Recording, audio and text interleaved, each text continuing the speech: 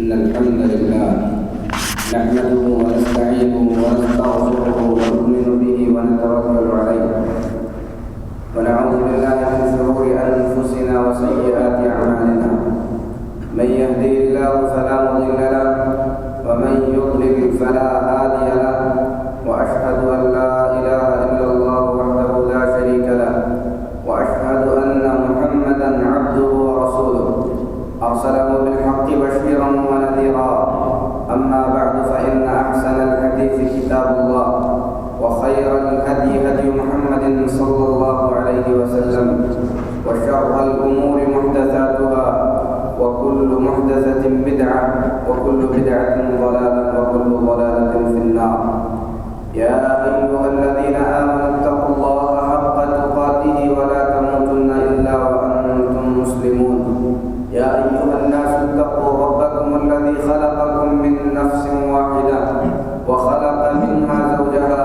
وبث منهما رجالا كثيرا ونساء واتقوا الله الذي تساءلون به والأرحام إن الله كان عليكم رقيبا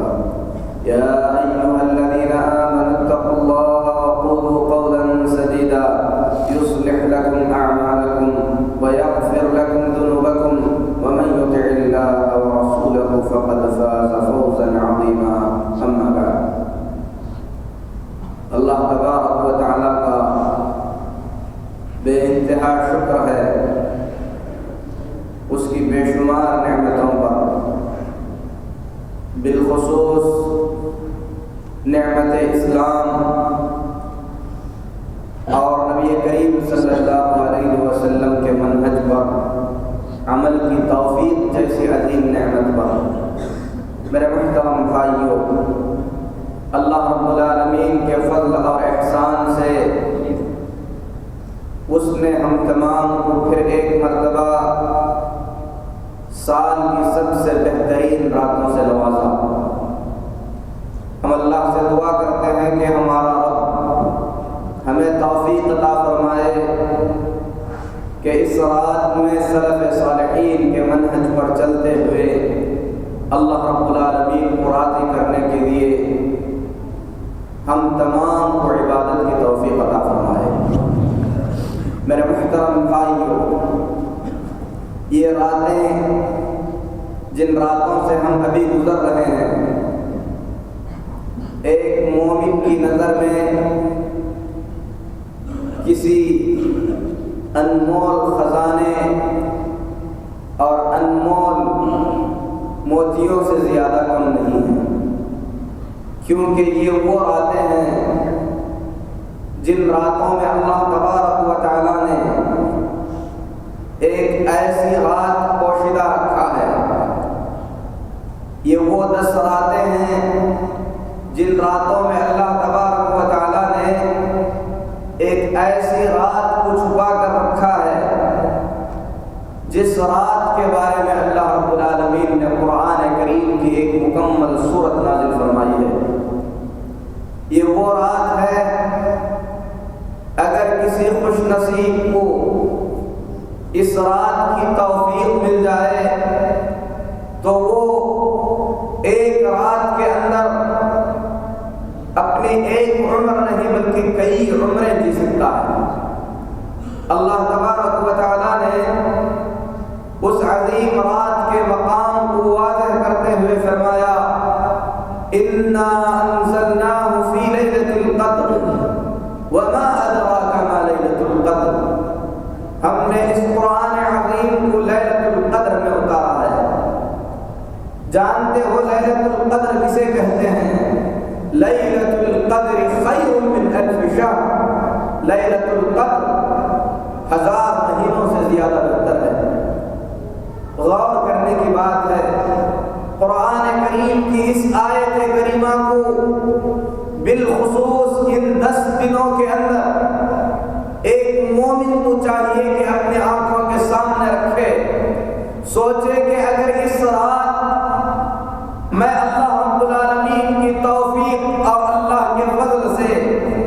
جاگ کر اپنے رب کی عبادت کر لوں گا تو اللہ تبارک و تعالیٰ مجھے 1000 مہینے کی عبادت کا ثواب عطا فرمائے گا۔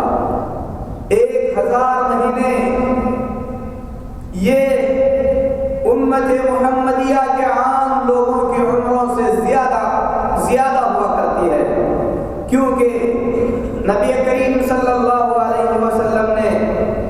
اس امت کے عمروں کو بیان کرتے ہوئے فرمایا تھا کہ میری امت کی درمیانی عمر 60-65 سال ہے، اور بہت کم لوگ ایسے ہوں گے جو اس مدت سے آگے گزر سکیں گے۔ تو میرے محترم بھائیوں، عام طور پر محمد الرسول اللہ صلی اللہ علیہ وسلم کی امت کے اشخاص کو اللہ تبارک و تعالیٰ کی جانب سے جو عمر ملتی ہے وہ عمر 60-65 سال کا درمیانی حصہ ہے، جس میں اس کا بچپنا بھی ہے، جس میں اس کی روزانہ کی مشغولیتیں بھی ہیں، جس میں اس کا سونا اور کھانا بھی ہے۔ ان تمام چیزوں کو اگر الگ کیا جائے، اس 60-65 سال کی زندگی کے عمر، اس 60-65 سال کی زندگی کے اندر صرف عبادت کی گھڑیوں کو شمار کیا جائے تو عبادت کا وقت کچھ مہینوں سے زیادہ نہیں ہو سکے گا۔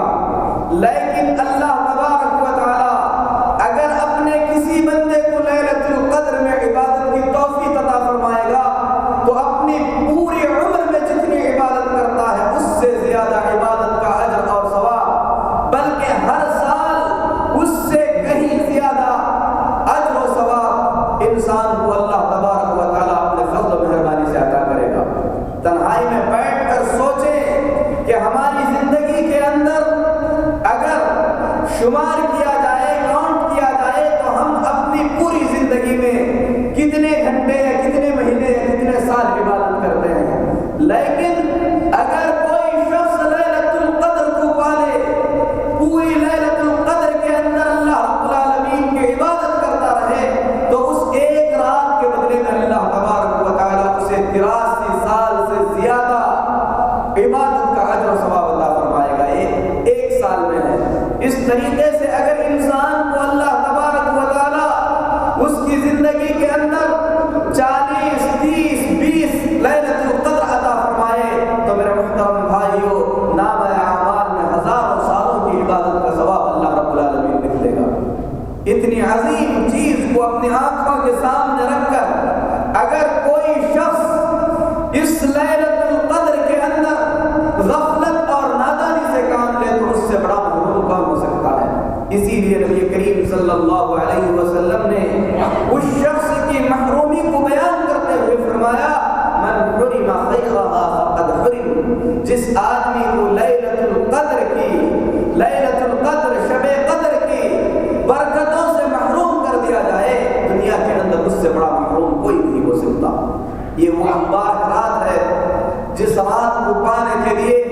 اللہ کے نبی صلی اللہ علیہ وسلم عشرہ اواخر کے یعنی رمضان المبارک کے آخری 10 راتوں کو مکمل طور پر جاگا کرتے تھے۔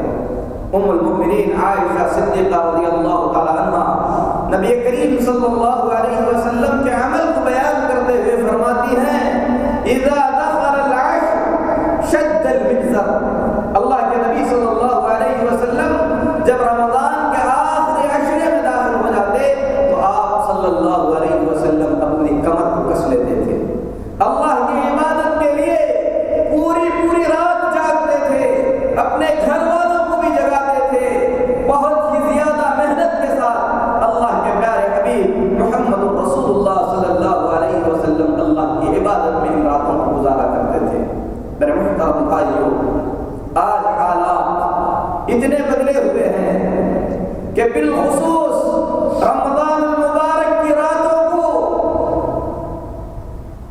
دن کی طرح جاگ کر انسان اللہ کی عبادتوں میں نہیں بلکہ بازاروں میں گزارتا ہے۔ لہذا ہم تمام کو چاہیے کہ اس عظیم عبادت، اس عظیم رات کا تصور اپنے دلوں میں رکھ کر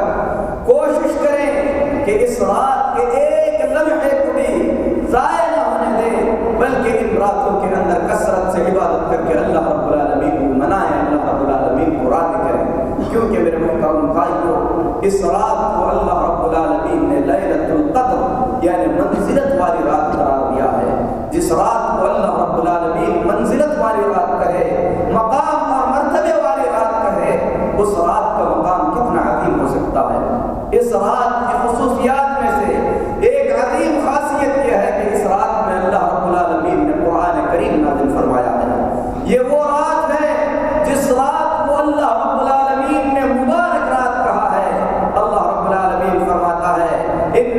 انزلناه فی لیلۃ مبارکہ، ہم نے اس قرآن مجید کو مبارک رات میں نازل فرمایا ہے۔ کیسی رات ہے؟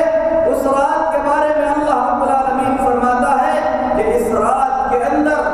بندوں کے سلسلے میں جو کچھ فیصلے ہونے والے ہیں وہ تمام کے تمام فیصلے طے کر دیے جاتے ہیں۔ اس رات کو لیلۃ القدر اس لیے بھی کہا جاتا ہے کیونکہ اس رات میں اللہ رب العالمین سال بھر کی تقدیریں جو بندوں کے ساتھ ہونے والی ہیں اللہ رب العالمین اتارتا ہے، نازل فرماتا ہے۔ فیہا یفرق کل امر حکیم امر من عندنا، یعنی اس رات کے اندر ہر معاملہ جو دنیا میں طے ہونے والا ہے اللہ رب العالمین نازل فرماتا ہے۔ فرشتے اللہ رب العالمین کے قضاء و قدر کو لے کر اترتے ہیں، اللہ رب العالمین اس رات بندوں کے فیصلے فرماتا ہے۔ میرے محترم بھائی، جب ہمارا فیصلہ ہو رہا ہو، اگر ہم اللہ کی عبادت میں مشغول رہیں، اللہ کو راضی کرنے میں لگے رہیں، تو بے شک اللہ تبارک و تعالیٰ کی رحمت، اللہ رب العالمین کا لطف اور اللہ کا احسان ہم پر نازل ہوگا۔ یہ وہ رات ہے جس رات کا اہتمام اللہ رب العالمین نے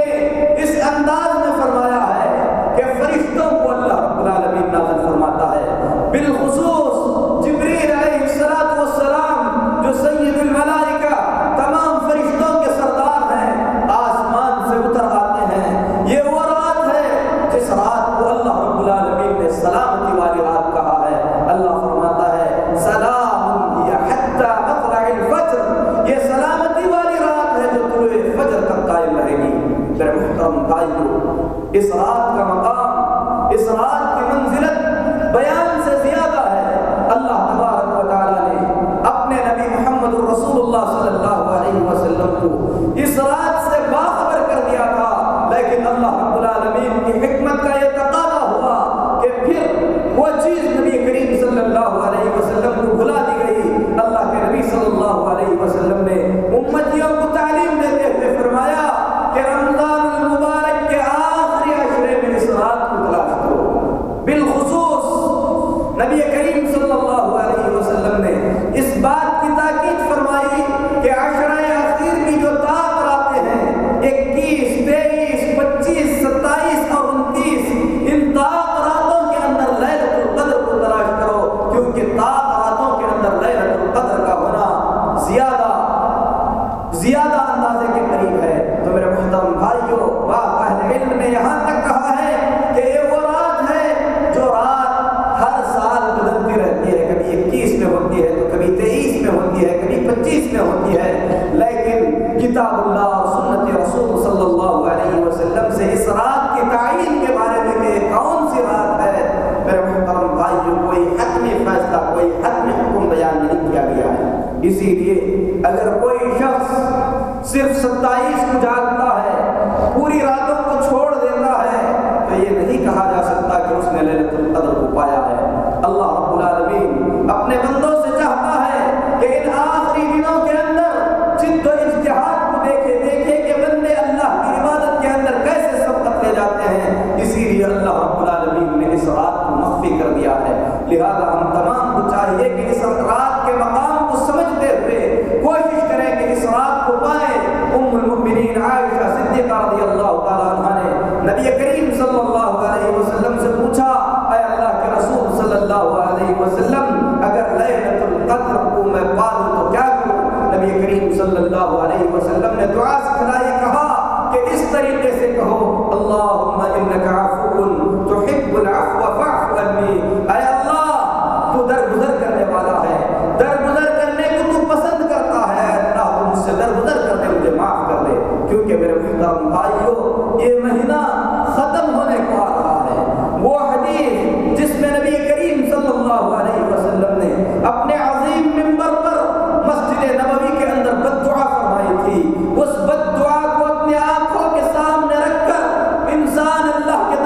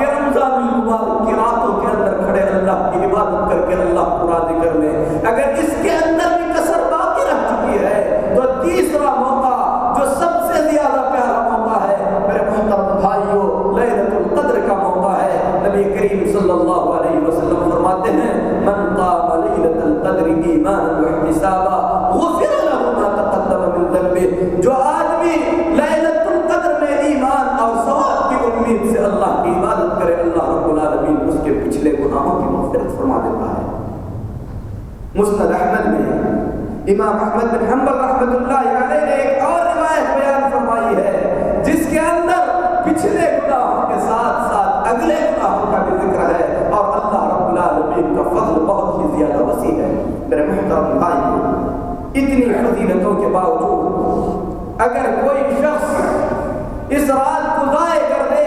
تو نبی کریم صلی اللہ علیہ وسلم کے ان الفاظ کو یاد کرے جس میں رسول اللہ صلی اللہ علیہ وسلم نے فرمایا من حرم خیرها فقد حرم، جو آدمی لیلۃ القدر کے خیر سے محروم کر دیا جائے دنیا میں اس سے بڑا محروم کوئی نہیں ہو سکتا۔ میرے محترم بھائی، اس رات کی خصوصیات میں سے ایک عظیم خاصیت یہ ہے کہ اس رات میں اللہ تبارک و تعالیٰ نے اپنے بندے محمد رسول اللہ صلی اللہ علیہ وسلم پر اپنا آخری کلام نازل فرمایا ہے۔ اللہ تعالیٰ فرماتا ہے انا انزلناہ فی لیلۃ القدر، ہم نے قرآن مجید کو لیلۃ القدر میں اتارا ہے۔ قرآن کریم یہ وہ کتاب ہے جس کتاب کو اللہ تبارک و تعالیٰ نے اپنے سب سے پیاری امت محمدیہ کی ہدایت کے لیے اتارا ہے۔ یہ وہ عظیم کتاب ہے جس کتاب کا مقام اللہ تبارک و تعالیٰ کے پاس بھی بہت ہی زیادہ اونچا اور بہت ہی زیادہ بڑا ہے، کیونکہ پچھلی کتابیں اللہ نے نازل فرمائی، ان کتابوں کی حفاظت کی ذمہ داری بھی اللہ تعالیٰ نے انہی لوگوں کو دے دی تھی، لیکن اس کتاب کو اللہ نے نازل فرمایا تو حفاظت کی ذمہ داری بھی اللہ نے لے لی۔ فرمایا انا نحن نزلنا الذکر وانا له لحافظون، اس ذکر کو ہم نے اتارا ہے، اس کی حفاظت بھی ہم ہی کریں گے۔ قرآن مجید کی حفاظت، قرآن مجید کے نزول کا سلسلہ غار حرا سے ہوا، جہاں پر اللہ رب العالمین نے جبریل امین کو محمد رسول اللہ صلی اللہ علیہ وسلم کے پاس اقرأ باسم ربک الذی خلق والی آیتیں دے کر بھیجا۔ ان آیتوں کے نزول کے بعد اللہ کے رسول صلی اللہ علیہ وسلم کو نبوت سے نوازا گیا۔ اللہ کے رسول صلی اللہ علیہ وسلم اس واقعے سے کچھ گھبرائے ہوئے آئے، ورقہ بن نوفل نے تسلی دیتے ہوئے فرمایا تھا یہ وہی فرشتہ ہے جو موسیٰ کے پاس آیا کرتا تھا، بے شک آپ اللہ کے سچے نبی ہیں، وہ وقت آئے گا کہ آپ کی قوم آپ کی جانی دشمن بن جائے گی، یہاں تک کہ آپ کو آپ کے گھر سے نکال دے گی۔ وہ وقت بھی آیا۔ میرے محترم بھائیوں، 23 سال کے مسلسل عرصے میں نبی کریم صلی اللہ علیہ وسلم پر حالات کے اعتبار سے اللہ کا کلام کبھی کچھ آیتیں، کبھی مکمل سورت، کبھی ایک آیت، کبھی آیت کا ایک ٹکڑا اس طریقے سے نازل ہوتا رہا جس طریقے سے قرآن نازل ہوتا۔ اللہ کے نبی صلی اللہ علیہ وسلم صحابہ کو بلا کر فوراً لکھوا دیتے تھے۔ اس کتاب کے مقام کو بیان کرتے ہوئے آپ نے فرمایا کہ یہ وہ کتاب ہے جس کتاب کا پڑھنا بھی عبادت ہے، جو آدمی اس کتاب کا ایک حرف پڑھتا ہے اللہ تبارک و تعالیٰ اس کے بدلے میں اسے 10 نیکیوں سے نوازتا ہے۔ الف لام میم یہ ایک حرف نہیں ہے، بلکہ الف ایک حرف ہے، لام ایک حرف ہے، میم ایک حرف ہے۔ جو الف لام میم کی تلاوت کرے گا اللہ رب العالمین اسے 30 نیکیوں سے نوازے گا۔ میرے محترم بھائیوں، بالخصوص رمضان المبارک کے اندر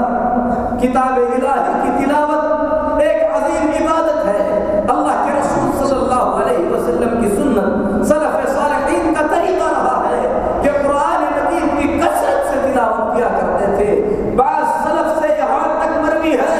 کہ رمضان المبارک کے اندر 60 مرتبہ قرآن شریف کو ختم کرتے تھے، دن میں 2 مرتبہ قرآن مجید مکمل طور پر پڑھ لیا کرتے تھے۔ یہ وہ مہینہ ہے جس مہینے میں امام مالک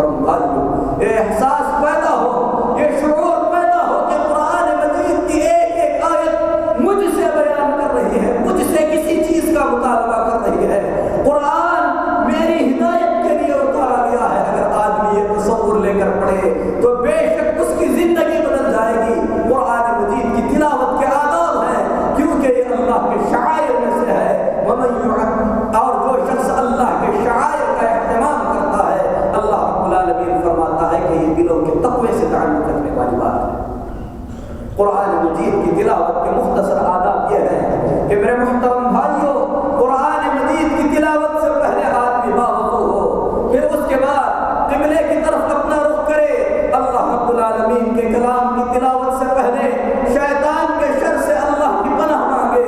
اللہ رب العالمین کا نام لے کر قرآن مجید کی تلاوت کرے۔ قرآن مجید کی تلاوت کے اندر یہ خیال رہے کہ اچھی آواز کے ساتھ پڑھنے کی کوشش کرے، کیونکہ نبی کریم صلی اللہ علیہ وسلم فرماتے ہیں من لم يتغن بالقرآن فلیس منا، جو شخص خوش آواز کے ساتھ قرآن نہ پڑھے وہ ہم میں سے نہیں ہے۔ یہ وہ کتاب ہے جس کتاب کو خوش آواز کے ساتھ پڑھنے کی نبی کریم صلی اللہ علیہ وسلم نے بڑی تاکید فرمائی، بلکہ ابی بن کعب رضی اللہ تعالیٰ عنہ کو اللہ تبارک و تعالیٰ نے آل داؤد کی بانسریوں میں سے ایک بانسری عطا کیا تھا۔ جب قرآن پڑھتے تو سارے کے سارے لوگ حضرت ابی بن کعب رضی اللہ تعالیٰ عنہ کی تلاوت کو سننے کے لیے بیتاب ہو جاتے تھے۔ حضرت ابی بن کعب رضی اللہ تعالیٰ عنہ قرآن کی تلاوت کر رہے تھے، اللہ کے نبی صلی اللہ علیہ وسلم نے ان کی تلاوت کو سنا،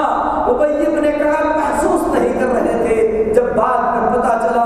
تو ابی بن کعب رضی اللہ تعالیٰ عنہ نے فرمایا اے اللہ کے رسول صلی اللہ علیہ وسلم، اگر پتہ چلتا کہ آپ سن رہے ہیں تو میں اور بھی زیادہ اچھی آواز سے قرآن پڑھتا۔ یہی وہ ابی بن کعب ہیں۔ بخاری شریف میں اللہ کے رسول صلی اللہ علیہ وسلم بیان فرماتے ہیں کہ ابی آؤ میں تمہیں قرآن پڑھاتا ہوں، کیونکہ اللہ نے مجھے حکم دیا ہے کہ تم کو قرآن پڑھاؤں۔ ابی بن کعب نے کہا اے اللہ کے نبی صلی اللہ علیہ وسلم، کہ اللہ تبارک و تعالیٰ نے میرا نام لے کر کہا ہے؟ نبی کریم صلی اللہ علیہ وسلم نے فرمایا ہاں ابی، اللہ نے تمہارا نام لے کر کہا ہے کہ تمہیں قرآن پڑھاؤں۔ ابی بن کعب رضی اللہ تعالیٰ عنہ کی آنکھوں میں آنسو نکل آئے، کہنے لگے کہ میرا ذکر رب العالمین کے پاس ہو گیا۔ میرے محترم بھائیو، آپ نے ابی بن کعب رضی اللہ تعالیٰ عنہ کو قرآن سنایا۔ سلف جب قرآن پڑھتے تو قرآن کے اندر غور و فکر کرتے، جہاں عذاب کی آیتیں ہوتی رو کر اللہ کے عذاب سے پناہ مانگتے، جہاں رحمت کی آیتیں ہوتی وہاں اللہ کی رحمت کی امید کیا کرتے۔ میرے محترم بھائیو، مختصر ہی صحیح آدمی قرآن پڑھے، تدبر کرنے کی کوشش کرے۔ ہم اللہ سے دعا کرتے ہیں کہ اس ماہ مبارک کے اندر اللہ ہمیں توفیق عطا فرمائے کہ اس کی مرضی کے کام کریں۔ اللہ رب العالمین اس کی ناراضگی سے بچا لے۔ رمضان المبارک کے ختم ہونے سے پہلے اللہ تبارک و تعالی ہم تمام کے گناہوں کی مغفرت فرمائے۔ جب ہم رمضان المبارک سے نکلیں تو ہماری زندگی کا نیا صفحہ اللہ رب العالمین ہمیں عطا فرمائے، جو گناہوں سے پاک ہو۔ بے شک اللہ تعالیٰ ان تمام چیزوں پر طاقت رکھتا ہے، اور ہم اللہ سے دعا کرتے ہیں کہ رمضان میں جو کچھ قصور ہو چکا ہے اللہ تعالیٰ اسے معاف فرمائے۔ اقول قولی ھذا واستغفر اللہ لی ولکم ولسائر المسلمین فاستغفروہ انہ هو الغفور الرحیم۔